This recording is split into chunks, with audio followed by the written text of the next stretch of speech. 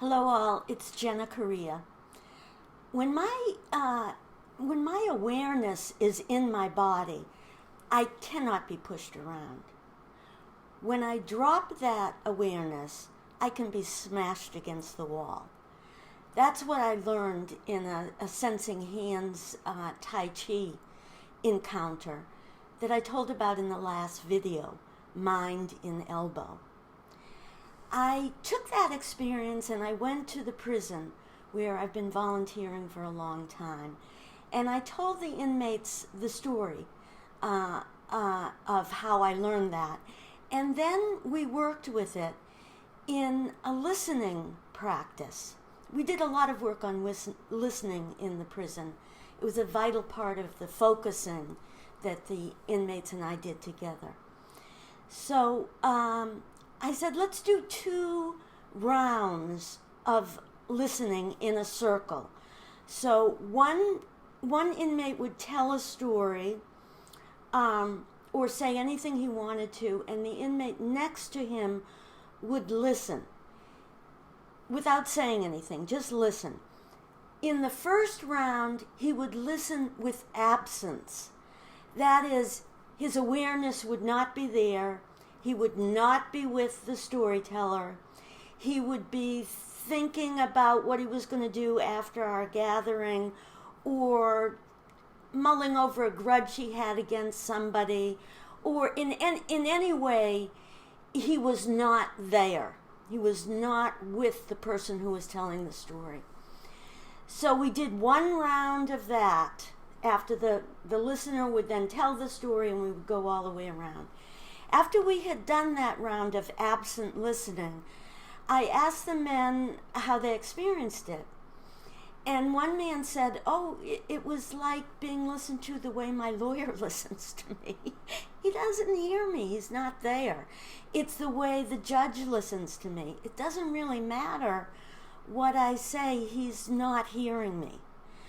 And many of the men said that when they were the storyteller, they could not access within themselves what it was they wanted to say. They would lose their thread. They were getting nowhere. It felt they just couldn't say what they had in them to say.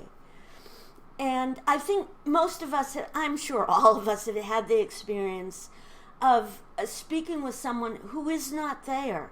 They're not listening. I had one friend, I wanted to grab her by the shoulders and say, I'm here, because she was just so not aware that there was another person there trying to speak with her. So we had that experience. It was a frustrating experience. Then we did the second round of listening with presence.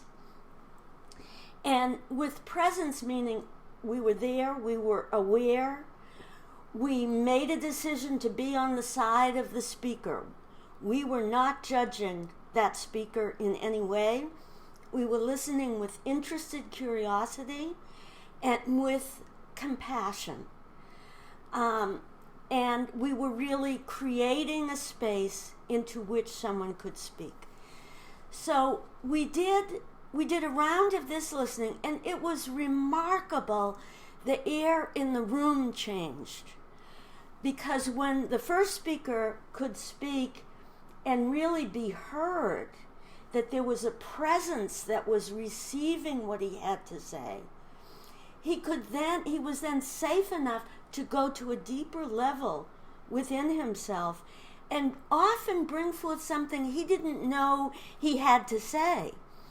Because it's not like you go in and there's this product, the story, to be brought out. There are layers of discovery in the telling of the story that can be reached if there is a receiving presence, a safe, even a sacred, even a holy presence that receives this speech.